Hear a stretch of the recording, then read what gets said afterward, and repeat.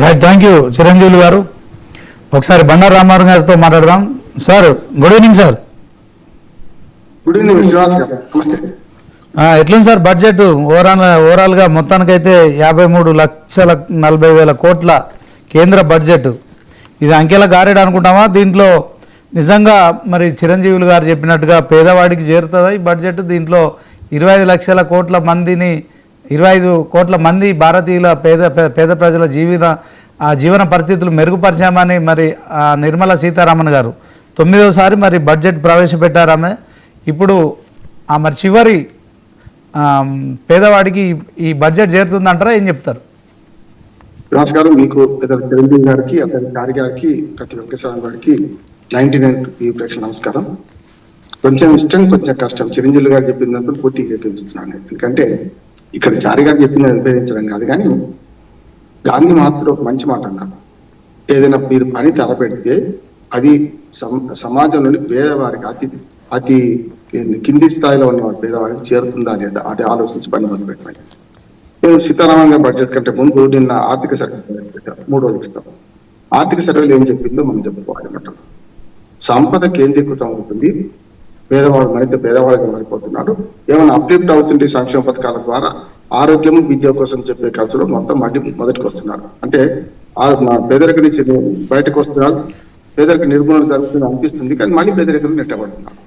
సంపద కేంద్రీకృతం కావడం వల్ల 1% పెద్దవాళ్ళ దగ్గర దాదాపు 45% సంపద కేంద్రీకృతమైంది. మిగతా ఇంకో 10-20% చూసుకుంటే మధ్య తరగతి ఏవో మిడిల్ క్లాస్ చూసుకుంటే దాదాపు 90% సంపద మొత్తం వాళ్ళ దగ్గర ఉంటే, పేదల దగ్గర రెక్కల కష్టం చేసుకునే 5% మాత్రమే సంపద కేంద్రీకృతమైంది. చూసాను అంటే 50% కంటే 50% జనాభాకేమో 5%, మిగతా 50లో 1%, 10% తీసేసుకుంటే వాళ్ళ దగ్గర సంపద మొత్తం 65% కేంద్రీకృతం అయితే ఎట్లా అనే సమస్య. కనుక సంపద పంపిణీ పునఃపంపిణీ కావాల్సిన అవసరం ఉంది అంటున్నాను. వాళ్ళు నేను అదాని అమ్మానికి వ్యతిరేకం కాదు. ఒకనాడు టాటా బిర్లాలు ఉండేవాళ్ళు కాంగ్రెస్ హయాంలో చూసుకుంటే. వ్యక్తులు మారినా కూడా సంపద కేంద్రీకృతం కావడం వల్ల వాళ్ళ ఆస్తులు పెరిగిపోతున్నాయి, ప్రజల ఆస్తులు తరిగిపోతున్నాయి కదా. ప్రజలు మాట్లాడితే లెక్కల కష్టం మీద ఆధారపడాలి. కానీ ఉపాధి హామీ పథకం పేరు మార్చడం కంటే కూడా అక్కడ జరుగుతున్న అన్యాయాన్ని ప్రశ్నించే ప్రయత్నం చేసినాం.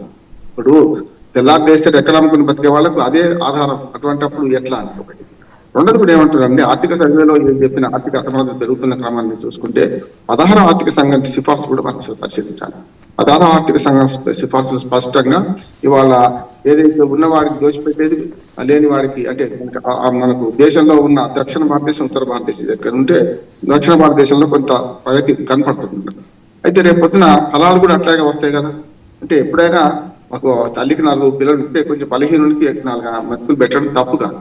కానీ ఆర్థిక అసమానతలు పెరిగే క్రమంలో ప్రాంతీయ అసమానతలు పెరుగుతున్నాయి. అంటే మీకు ఉత్తర భారతదేశం మొత్తం ఎంత దోచిపెట్టినా కూడా అక్కడ డెవలప్ అవుతలేదు. దక్షిణ భారతదేశంలో విద్య, ఆరోగ్యం కొంతవరకు మెరుగైంది. ఈ రెండింటి మధ్యన తారతమ్యం వచ్చే అవకాశం ఉంటుంది. రెండోది. మూడోది ఏంటంటే బడ్జెట్ ను ఈ ఫారెక్స్లు, సెన్సెక్స్లు మనకు అర్థం కాదు, ప్రజలకు అర్థం కావాల్సిన అవసరం కూడా లేదు.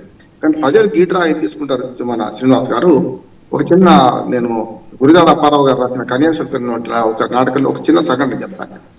అందులో గిరీష్ అనే పాత్ర ఉంటుంది, సర్వజ్ఞుడు అని. నేను కన్యాశుల్కం 5-6 సార్లు చదివాను. ఎందుకంటే ప్రతి ప్రింట్ వచ్చినప్పుడు చలం గారు, లేకుంటే మన కొడవటి కుటుంబారావు గారు, రకరకాల వాళ్ళు ముందు మాటలు రాశారు. దాంతో పాటు కొత్తగా ఎడిషన్లు వచ్చినప్పుడు చదువుతుంటే మనకు అందులో బాగా మనకు గుర్తుంచే సంఘటన ఒకటి ఉందంటే, ఒక జట్కా బండి నడుపుతుంటే గిరీశం పోయి అందులో ఎక్కి railway station, Vizianagaram railway station నుంచి ప్రయాణం చేస్తుంటాడు. అప్పటికి కాంగ్రెస్ పార్టీ పుట్టి 5 ఏళ్ళు అయింది. నేను 1891లో గురిజాడ అప్పారావు గారు నవల రాశాను, ఆ నాటకం రాశాను. అందుకన్నా ముందు 5 ఏళ్ళు స్వాతంత్ర సమరవేగం బాగా జరుగుతున్నది, స్వాతంత్ర పోరాటం జరుగుతున్నది. దీని మీద మంచి ఫలితాలు వస్తే బ్రిటిష్ మాట వెళ్ళగొట్టాం అనగా ఉపన్యాసం ఇప్పుడు రాజకీయ నాయకులు ఇచ్చినట్టు ఇస్తారు. ఇచ్చిన తర్వాత జట్కా బండి తలగొక్కుంటే ఏమంటారంటే, అయ్యా మనకు స్వాతంత్రం వస్తే మన ఊరి హెడ్ కానిస్టేబుల్ ట్రాన్స్ఫర్ అవుతారు అంటారు. బుద్ధి లేదా నీకు, హెడ్ కానిస్టేబుల్ కు స్వాతంత్రం ఏం సంబంధం అని గిరీశం స్వాగతంలో వస్తారు, కోపడతాడు. నేనేమంటే నాకు జట్కా బండి అనే ప్రశ్న మనం ఇవాళ కూడా వేసుకోవాలి. ఆయనకి ఏంటంటే ఆ జట్కా బండి ప్రతిరోజు విజయనగరం రైల్వే స్టేషన్ ఆపుకున్నందుకు అంటే 6 పైసలు లంచం తీసుకుంటున్నాడు. ఈ స్వాతంత్రం వచ్చుడు రాకపోతే నాకు సంబంధం లేదు, లంచం తప్పారంటే హెడ్ కానిస్టేబుల్ పోవాలి. ఇవాళ బడ్జెట్ ఫలితాలు నాకు అందుతున్నాయా లేవా అని మన ముఖాన్ని మన అద్దంలో చూసుకుంటున్నాం. ఈ బడ్జెట్ అద్దంలో మన ముఖం చూసుకుంటప్పుడు మనకి ఏమైనా మేలు జరిగిందా? నాకేమిటి ధరలు తక్కువైనాయా, లేకపోతే అంతిమంగా నాకు వచ్చే జీతం పెరిగిందా, లేకపోతే పెరిగిన దానిలో మన వరకు ఎంత వస్తున్నది, ఇవి ఆలోచన చేస్తారు ఎప్పుడు కూడా. గృహిణులు కానీ పేదలు కానీ ఈ బడ్జెట్ వల్ల తనకేమొస్తుందో ఆలోచన చేస్తారు. తనను మన ధర్మం లేదు వ్యక్తిగతంగా. నేనేమంటానంటే సమాజ అభివృద్ధిలో వ్యక్తి అభివృద్ధి కూడా భాగం కదా. వ్యక్తి అభివృద్ధి జరుగుతుంటే సమాజం అభివృద్ధి జరుగుతుంది. ఈ రెండు ఇంటర్ లింక్ అయ్యి వ్యక్తి మారాలి, వ్యవస్థ మారాలి అంటే వ్యక్తిగా అంటే వ్యవస్థ మారాలి. అంబేద్కర్ గారికి కరెక్ట్. కానీ గాంధీ గారు ఏమన్నారు, బెల్లం తినొద్దంటే నేను కూడా బెల్లం తినొద్దు అనుకున్నాను. అది వ్యక్తిగా మారుతారు అంతవరకే. కానీ వ్యవస్థ మారాలంటే వ్యవస్థీకృతమైన మార్పులు రావాలి. వాళ్ళ సంపద దోచిపెడుతున్న ఈ కార్పొరేట్లకు సంపదను పంచాయతీ కూడా చేయాలి. నేనన్నమాట మొన్నటికి దావోస్ సదస్సులో ఈ కార్పొరేట్లు అందరూ కూడా కలిసి ఏమన్నారంటే, మేము బాగా సంపాదించుకున్నాం, ఇప్పుడైనా సరే సంపద పని వేయండి, మా దగ్గర తీసుకోండి అంటున్నారు. ఆ రిఫార్మ్ వచ్చింది, మంచి వచ్చాడు. ఇల్లు మేరకు ఎవరికి గంట కట్టాలని ఎక్కడో కావాలి. వాళ్ళు త్యాగంతో అన్నారా లేకపోతే ఇంకేదో అన్నారు, ఆ మాటనైతే విలువ చేయాలి కదా. అందుకని ఏమంటా అంటే వాళ్ళకి సంపద మీద పన్ను వేస్తున్న రాష్ట్రాలు చాలా ఉన్నాయి.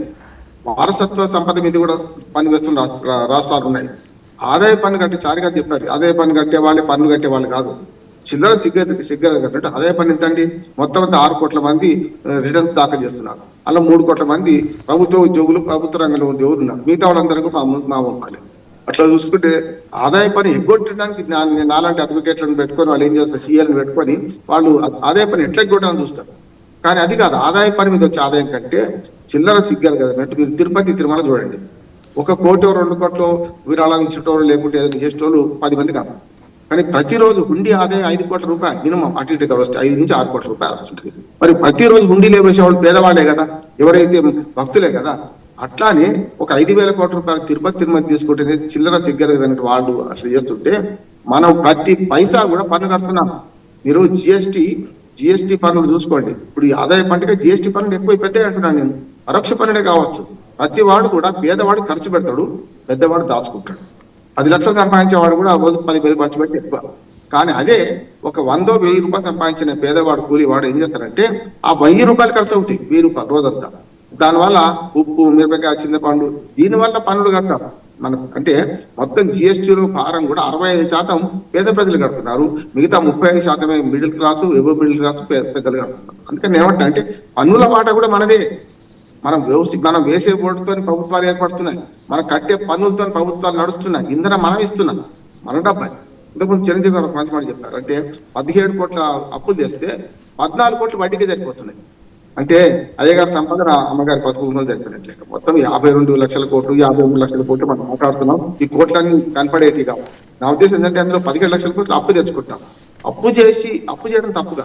అప్పు ఎవరికైనా ఉంటుంది. మా అమ్మ అనేది అప్పు లేని వాడు అధిక శ్రీమంతుడు.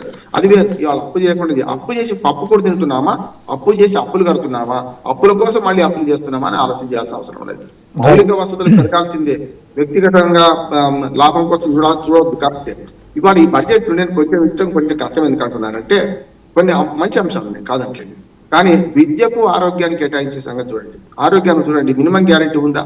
ఇవాళ మనకు ఇన్సూరెన్స్ లేకపోతే ఆరోగ్య రంగంలో బయటకు వెళ్తే ఏదైనా చిన్న జబ్బు వస్తే 1,00,000 రూపాయలు మన డిపాజిట్ లేని కార్పొరేట్ తీసుకుంటారు. ప్రభుత్వ వైద్యాన్ని మనం నిర్లక్ష్యం చేస్తున్నాం, పునాదిపోయేటట్టు చేస్తున్నాం. అదే ఆరోగ్య రంగం ఒక్క మాట, ఆరోగ్య రంగంలో మంచి మార్పు చేస్తే NHS, నేషనల్ హెల్త్ సర్వీస్ అని బ్రిటన్ గవర్నమెంట్, అది 49లో నా స్వాతంత్రం వచ్చిన కొత్తలో అక్కడ ఏర్పడ్డది. వాళ్ళు మెల్లమెల్లగా వదిలించుకొని వాళ్ళ దేశంలో అమలు చేస్తున్నారు. ప్రధానమంత్రికి సామాన్యుడికి ఒకటే వైద్యం, అదే అమెరికాలో వైద్యం ఖరీదు. కనుక ఆ చిరంజీవి గారు బాగా తెలుసు, మీకు మనకు బ్రిటన్ లో జరిగే అటువంటి కాదా అని మనం ఎందుకు తీసుకురాం?